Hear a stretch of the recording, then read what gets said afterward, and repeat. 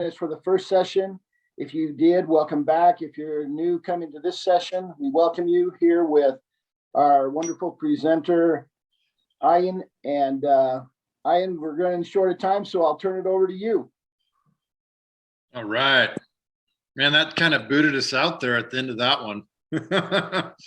I think we have the same group of people in here as before. I think I'm going to go ahead, if you guys don't mind, and just kind of go through some drills for discus, and then I'll transition into glide shot put.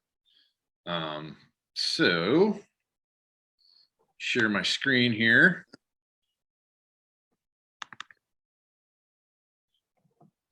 All right, I hope you guys don't mind. I'm just going to finish up this discus presentation, and then we'll move on to some glide shot put. All right.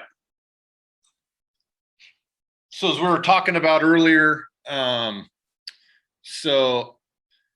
left off with being balanced out of the back, and then we got to work on the drive drills, correct? So like I said before, when I got around the back of the discus circle, my goal was to be able to drive so hard that I ended up a good 4 to 6 inches past the middle of the ring.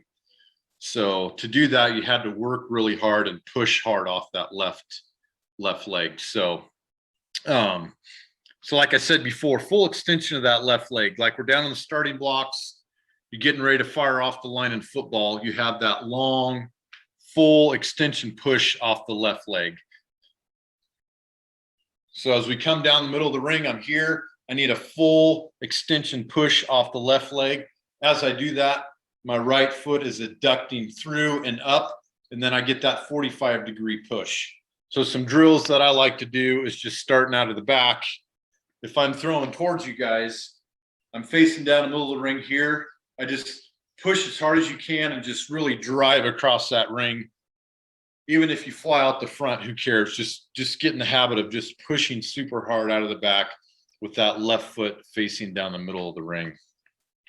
Because that's the biggest thing with beginners, is just you're thinking everything's so rotational that you just like throw like a Tasmanian devil, where realistically we need to drive down the middle of the ring.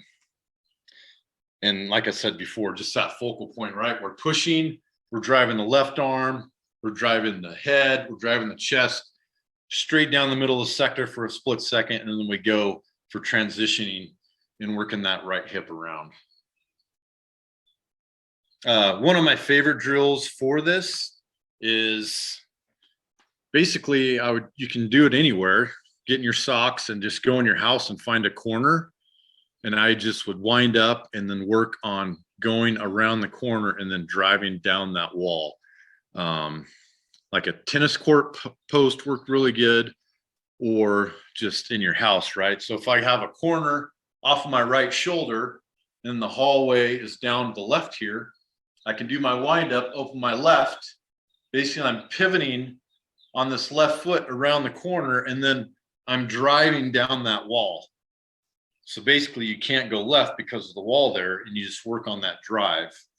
And if you can't get around the wall, that shows that your hips are clapping. Go around the left side and then drive down that wall. It's actually one of my favorite drills. And then we have our half turn drills. So basically this is when we hit the middle of the ring, it's turning that right foot and keeping it turning with the discus back. So take a peek at this video. So wind up, start turning the right foot, left foot hits down, keep turning the right foot, extend through the throw. Main thing is not using your upper body. So we want to initiate movement with the right foot, impulse off the left, really sticking that left foot down hard for a block. And you can see the hips moving through the throw. This is another biggie, because as we do these drills, all the camps that I've been to, everybody wants to initiate this wheel turn with the left arm and the upper body.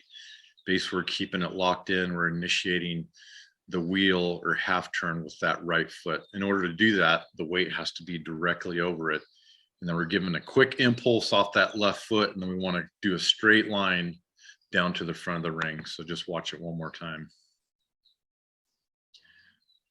stick that left foot down, right foot keeps turning, delivering into the discus.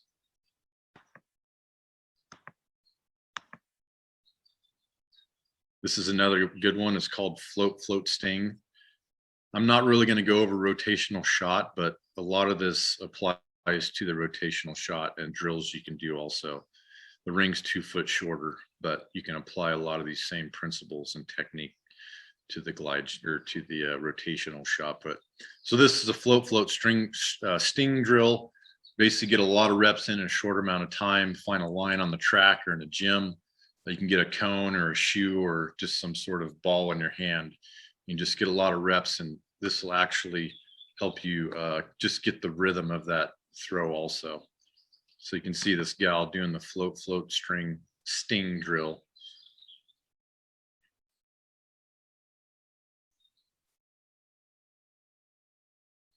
So do a couple skipping steps. And then basically you're going into your wheel and then deliver. So especially for you beginners, this is a good one just to get a lot of reps and just get the feeling of being balanced. As you land in your power position, it will let you know if you're off balance, because you'll be falling back or forward, or just try to land with that implement behind you. Because when that left foot hits, your upper body's going to want to go forward, but just kind of locking it in. So it just gives you a lot of spatial and body awareness as you go through this drill. I really like this one.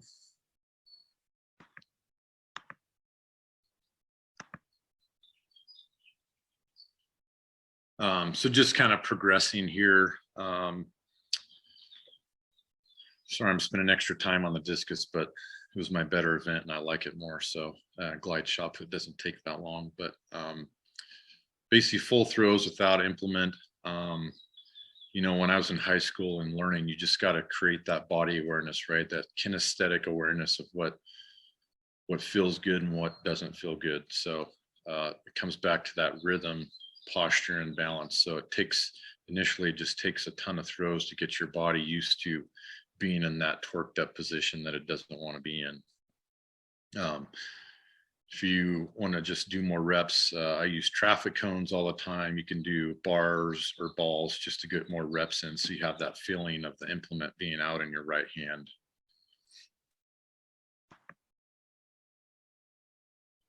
So just common mistakes for beginners.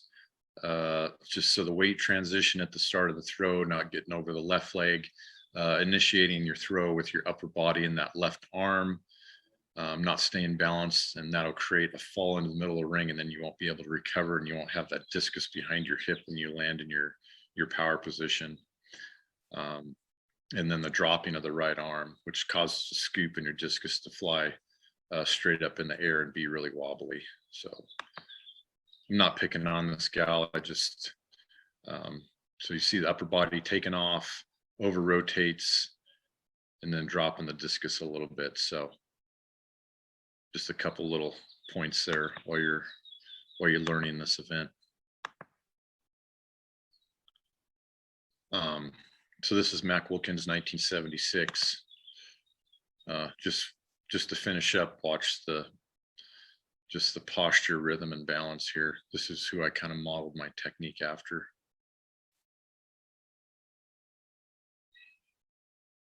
Once again, an old video, but a goodie.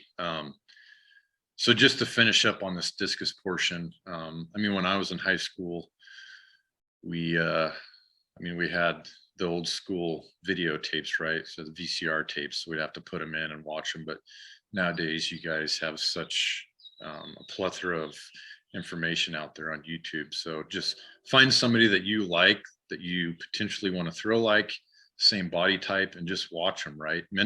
Mental imagery is huge. I mean, seeing yourself in their shoes, feeling the rhythm of their throw. And really, we're all visual learners. So I think just watching them and trying to mimic them, and at the same time taking a lot of video yourself. We all have cell phones now. You know, we have the slow motion.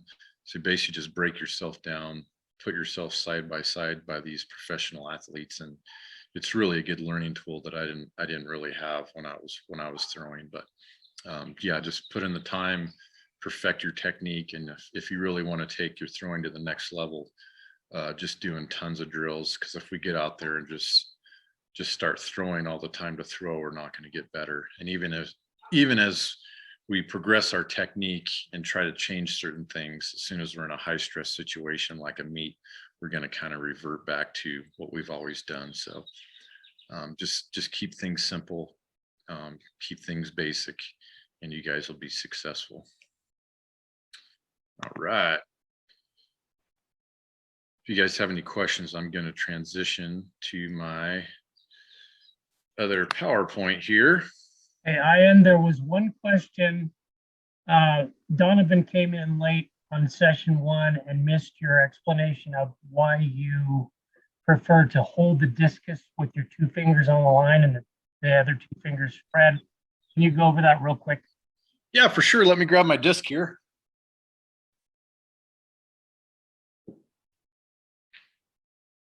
Yeah, I mean, if you think about it, you know, have this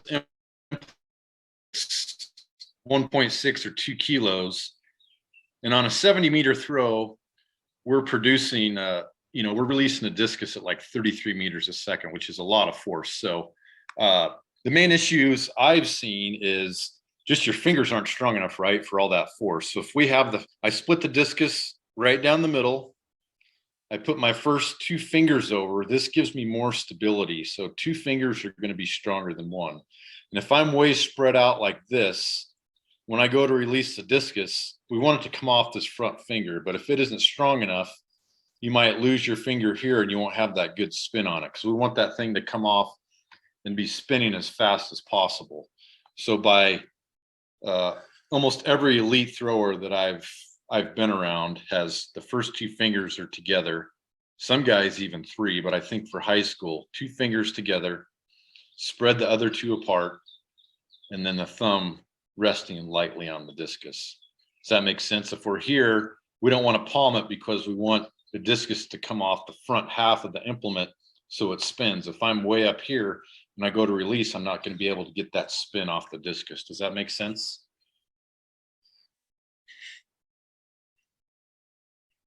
And you can play around with it too. You know, just flipping the discus up in there, getting the proper spin. You know, high schoolers, they do the bowling thing. You can bowl back to each other, but just kind of flipping it up in the air, getting that feeling of it coming off that front finger. Because as many of you know, when you're first starting out, it's really hard to get that thing to spin correctly.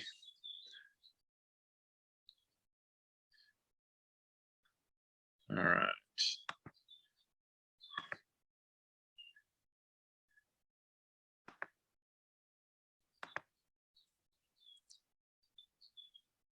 Is this coming up okay?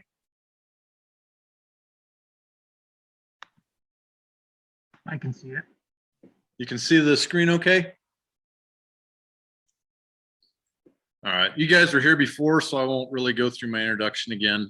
Like I said before, mostly a glide shot putter, and I dabbled with the spin a little bit, but as you probably know, that the events kind of conflict each other sometimes. I feel like when my shot put was going well, my discus wasn't going very far just because the ring's shorter, and so I just decided to stay with the glide. So I threw 63 in high school, threw 64 in college, and then I started dabbling with the spin and threw 20 meters or 66 feet afterwards. But as we all know, Americans are 70 plus, so I stuck with the discus, which I was better at anyways. I figured I wouldn't have enough time to do both glide and spin, so I think a lot of the principles from my discus presentation will definitely help out with the shot technique. So I apologize if any of you guys are spinners out there. So same as before, shot put fundamentals. We have our posture, balance, rhythm, and timing. And as you guys know, we have Ryan Krauser's the man right now. So I just want you to watch his technique for a quick second on these different points. So this is Joe Kovacs. So you can just kind of watch their timing and rhythm.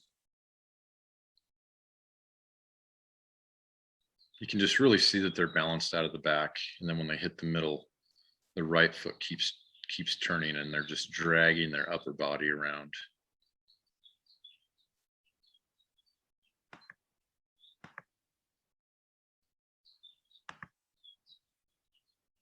All right, same thing as before, just we really have to think about our athletic stance, right? That's our most powerful position in any sports. So whether it be running, jumping, weightlifting, you know, going down for a vertical jump, this is our body's most powerful position. So from here, we're basically just going heel-toe relationship with the feet and then winding up with the implement.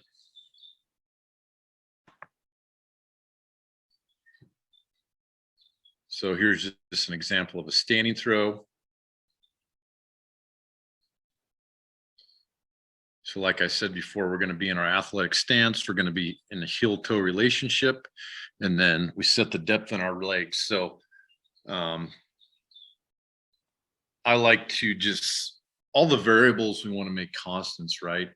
If we set our feet the same way, we have our heel-toe relationship the same way, if we're putting the shot in our neck the same way, we just want to eliminate all those other factors so we can really focus on the technique itself. So each time you get in the ring, I always like to have a piece of chalk handy. I would make a big X in the ring straight down the middle and side to side, so I knew where my feet were and had a visual when I was training. So heel-toe relationship, we want to set the depth in our legs again, and then we have path of the left arm. The biggest thing I see with beginners is placement of the shot. So let me grab one here real quick.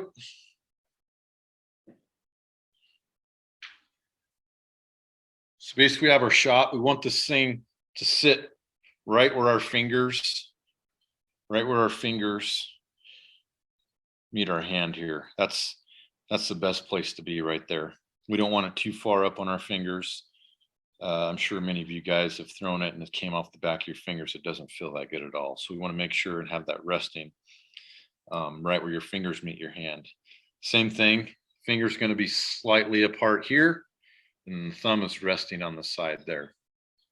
The biggest thing I see going around certain clinics is just the shot placement. So we want to have our elbow up and our wrist down. So when we put this thing on our neck, proper shot placement, we want to push that thing in our neck. I know it's uncomfortable. You want to have a lot of force pushing into your neck. Like I said, a lot of camps I go to, people want to put it in their neck with their wrist up and then their elbows down. There's no power in that. We have to have our elbow up. So if you want to get underneath the bench press and both of your arms are like this, we're not very strong. We need to have all those big muscle groups engaged. Spin, you're going to be a little bit higher on your neck. Glide shot put, you're going to be down just below your jawline here. So make sure when you get that shot in your neck, wrist is down and elbows up. That's very important, because when we get to the middle, the first thing that's going to happen is it's going to want to drop. You pull it out and you're going to be trying to throw a shot like a basketball, and there's no power in that, and you'll end up rolling that shot off the back of your fingers. All right, so we have the shot in our neck. We'll watch this again. So just going back, so we have heel to toe relationship, set the depth in our legs here, shots on our neck. I like to put the shot in the neck early. Now we're going to wind up. Almost all that weight, once again, is on my right foot, on the ball of my right foot. I have hardly any weight on my left foot. This is our engine, this is our power on our right side. Head and chest are up like we are before. I'm locking it in with my left shoulder, extending my left arm out so that shot is locked in. It's a lot harder to initiate the throw in the shot put just because we have the implement way out. We have this 12 or 16 pound ball on our neck, so it's really hard. So basically we need to start again by moving our right foot to get the momentum going. just common mistakes is trying to get it going with your left arm, and with a heavy implement, I'm not very strong going like this, but if we add the power of the legs and the elasticity from, you know, the hips and our obliques, that's where we get our good throws. So once again, feet at 90 degrees to the body. We don't want to over wind up and have our feet pointing to the back of the circle. We want to keep those 90 degrees to our body, because if we have them turn clear back to the back of the ring, then as we turn, our hips and feet have a long ways to go until our hips are facing the front of the ring. And that causes us to go throw with our upper body. So just watch this one more time. Initiate with the lower body, turn the hips, nice block at the end, and release.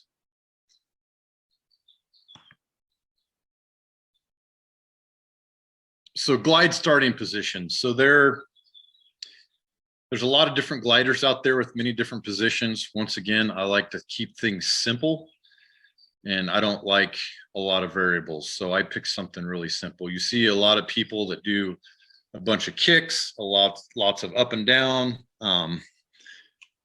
Basically, you know, you got people that come in and do this. This is a lot of, to me, this is a lot of variable and a lot of balance issues. What I like to do is basically, you're on your right foot, you're going to come down. Sorry about that. You're going to come down. I'm going to push the right knee over the right toe. I'm going to drop straight down. My head and chest are going to be down. Left arm's going to be pointed straight down, and I'm going to have a flat back. So there I am, right? I need a camera person. So I'm right here, shots in my neck, elbows up, knees out over the right toe. And then my left foot is right behind my right foot, just like this guy in the picture here. So that to me is a good position where there's no variables of the up and down and the left leg going up and back into the crouch position. So for me, that's what I use. I'm not saying that's the end all, but I think it's a good way to eliminate a lot of balance problems. So once again, right foot, I'm going to push the knee out over the toe. Left arm is long and loose here. Shot put's in your neck. I'm in a nice locked and loaded position. So the weight is going to be centered on my right midfoot. It's not going to be clear up on the toe, because once again, there might be some balance issues there. So weight is going to be on the midfoot. And then once again, we need lots of pressure into the neck, holding that shot put in, because as soon as we let that pressure off, this right arm is going to drop. And then just feel balanced out of the back, and don't be in a big hurry to get going. Because when we get in a hurry, we engage our upper body and we're going to lose all our power. So this is Michelle Carter. So we're back in our balanced position. We're getting ready to start our throw. So when I was throwing, my left toe is directly behind my right foot, kind of off to the side a little bit, like on that previous picture. And then the first thing that I would do is basically feel the left foot scraping across the ring towards that toe board. So this is our kick or our drive to the front of the ring. This is what our left leg is primarily being used for. So we're here down in this position. We're in our crouch position here. And this is what I'm doing. So I'm extending this back. See how my right side is not moving. So this is going to be a forceful kick here to the front of the ring. This is what's going to get us across the ring, is this. See how I'm not taking my upper body to get across the ring by pulling my left side. I'm using, see how close that is to the ground? I like to feel my toes scraping across the ring. We get into trouble when we start kicking up. Here, we want to take this and drive it, fully extend it forcefully across the ring. So that's our first movement that we need to do. Like I said before, we do not want to use our upper body to get through the ring. As we come, if I start that and I'm pulling here, what happens when I land in the middle? I'm so opened up that I have no torque, and it's just going to be a throw with my arm. So just like all the throwing events, we're initiating with the legs. So I'm kicking that left leg back first. And I'll get to some drills for that here in a minute.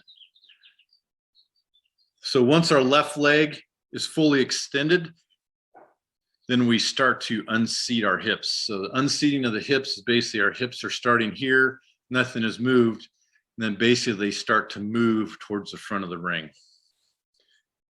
And you're gonna be going from your midfoot kind of towards your heel.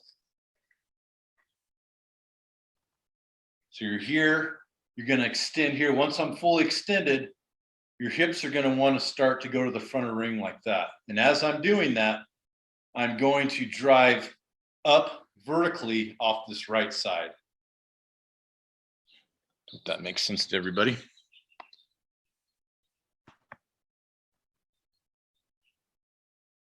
This is Storl. He's a German, the best glider right now.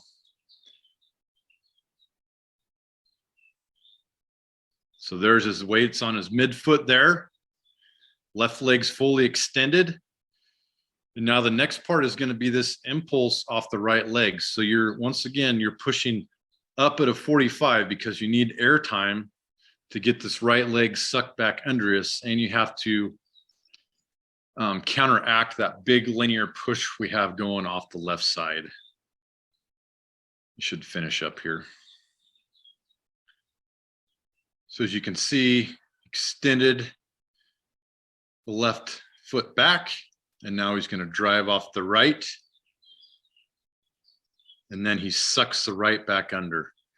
And we need a little vertical push off the right side to give us time to suck that right foot back under. And as I'll explain, if we don't do that, then we basically, all our weight lands on our front foot and we don't have any turning power to lift the shot. So we have a left leg drive, and then we start driving up, 45-degree vertical push off the right side to counteract that. And it's very important, like I said, to get that vertical push. As we get the vertical push, then we get to turn our feet to 90 because we don't want to land with our feet pointing to the back of the ring, then we won't be able to turn. As we're doing that, so we're here, fully extend the left. As our hips start to rock back, we drive up, an impulse off the right here, and then we're going to suck it under. So we drive up, we bring it up and turn underneath us. So it's kick. So we're going to kick, drive up, and that short time we have in the air, we're sucking this right leg under our body into our power position. Now, with a lot of beginners, they don't have that vertical push. So they're here, and you're going to hear and see the right foot basically dragging along the concrete of the ring, and they're not sucking it under. And when that happens, this is early, and as the left foot comes down, their weight's transferring to their front leg, and now we don't have any power, and it's an all arm throw. So it's very important to drive up with the right side.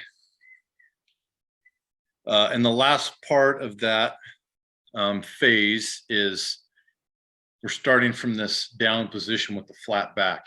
So as we drive, as we push vertical with that right leg, our upper body's coming up to almost a vertical position. Because if we stay down, the left leg is going to hang and not be able to get down because our weight's back. I guess I'll demonstrate it. So if we're here, we kick back and we don't do that, then basically you're going to land on your front leg, and then we can't throw. So it's going to be kick, unseat, drive up, and turn. Suck that back under. When that leg gets sucked back under, if I look down, I should be able to drop the shot and it should land on the outside of my foot. If I don't do that, and it only goes to there and I don't get it underneath my body, and basically we call this mushing onto the front leg, and now I can't get no lift on the shot because my feet aren't under me to turn. And as I do that, I'm here, come to here, see how my upper body went here, in this good power position. My chest is up, so I'm able to turn. If I don't come up out of it, I'm going to be way over like this, and I have no weight forward, so I won't be able to turn and strike out on that shot. And when I was in high school, I actually, like focal points are big for me. So at every meet I would have a shoe, or I made this like peg thing that I would put behind the shot put ring. And I would basically use that as my focal point. When I landed in the middle, I wanted to be looking back at that focal point, so my head and my shoulders would stay back. And then once my left foot hit down, I would deliver the shot.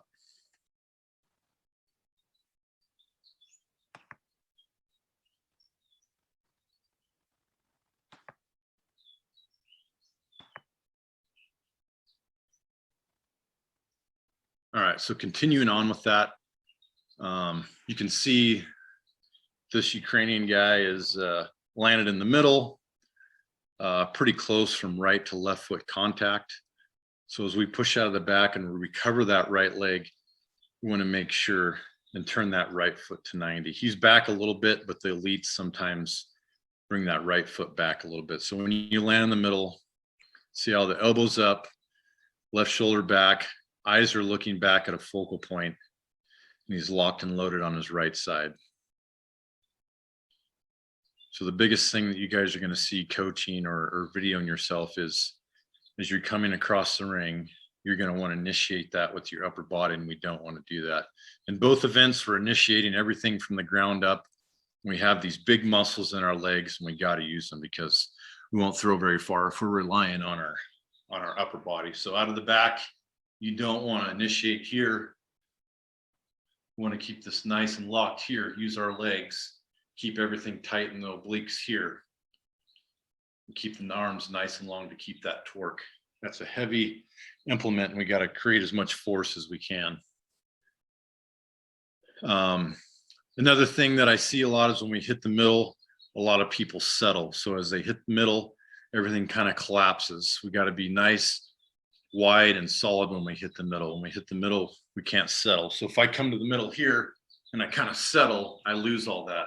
But if I hit the middle, I'm solid here, then I can keep turning the right side and keep that stretch in the chest and in the obliques.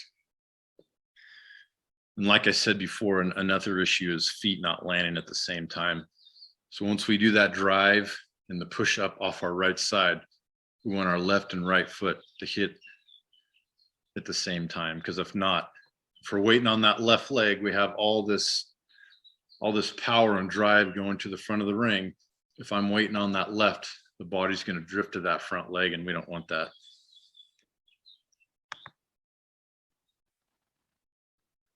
All right, let's go to the delivery now. So basically we're in our power position. We're right, we've had all this drive across the ring. Extended the left leg out all the way. We got our right leg sucked under. We're looking back at our focal point, and now it's time to deliver. So just like in the discus, everything starts from the ground up. So we're here, we're locked and loaded here. We have our left leg block. So as we turn, I call it the kind of the egg beater. So basically we're going to be turning with two bent legs until our hips are facing the throwing area. So we're here, left leg staying nice and long. I want to see that straight line between the left leg coming up through the side here. So I want to turn with two bent legs. So I'm here, the weight's staying back, but I'm turning with both of my hips here. So once my hips are all the way through, then I'm climbing on top of this left leg, which we call the block. So you have all of these moving parts coming up here. We have the block there. That blocks the left side, which basically makes the right side faster. So all that power is going to be coming out through the right arm. So that's very important to turn with two bent legs till the hips are facing towards the throw, like this guy here, Storrel. So we're here, left arm's back, turning with two bent legs, weight still behind the midpoint because this is where our lift is going to come from. Hips are facing the front of the throw, and now we're pushing linear and vertical up off the left to make that shot go at the 45-degree angle it's supposed to. So turn here. I still got a little back pressure on this foot here, and we're going to go up and release the shot. And you can see in this picture, the left arm's pretty tricky in throwing, but this is a really good left arm block. We want to stop that left side, which accelerates the right side.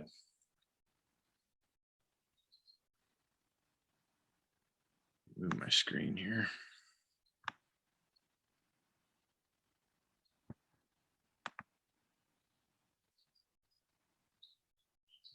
All right, let's get into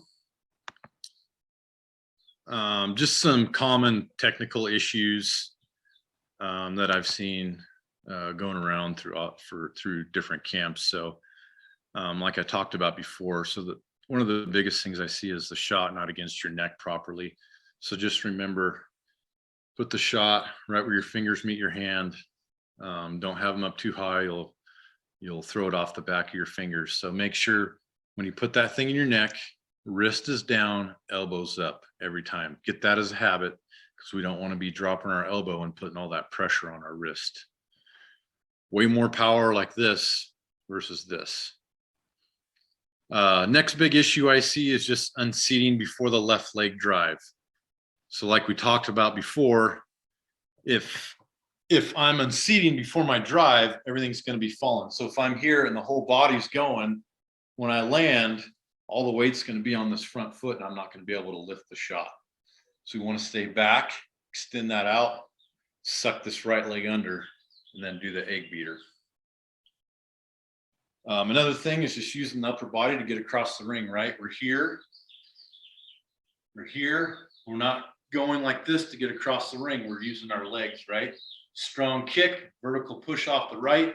We're sucking it under. We're in this good power position. So just try to not use your upper body to get through the ring, because it just creates a lot of bad habits and a lot of problems, and you won't throw as far. Opening up too early, that's another thing.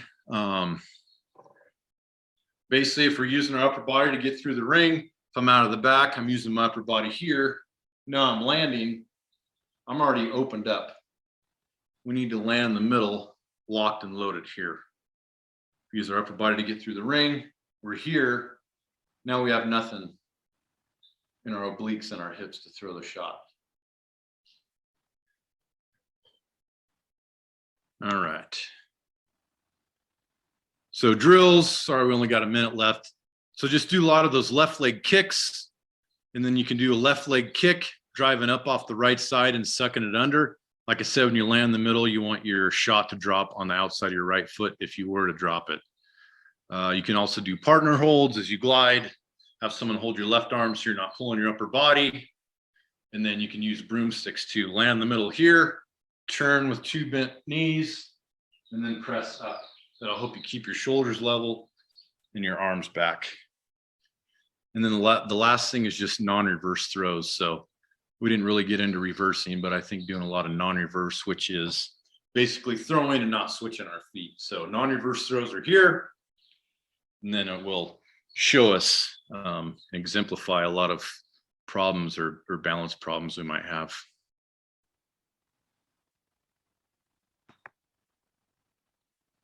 Here's just a couple examples of some glide drills. I'll play it again.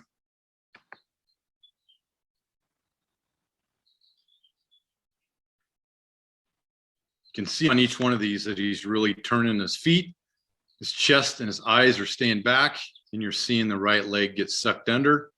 And then at the finish there, he's really turning that right foot.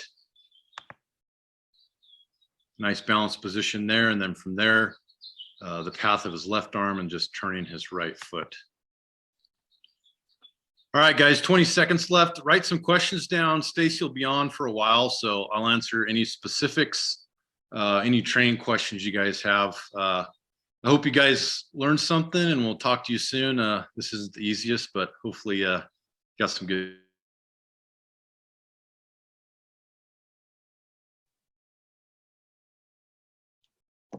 Hello.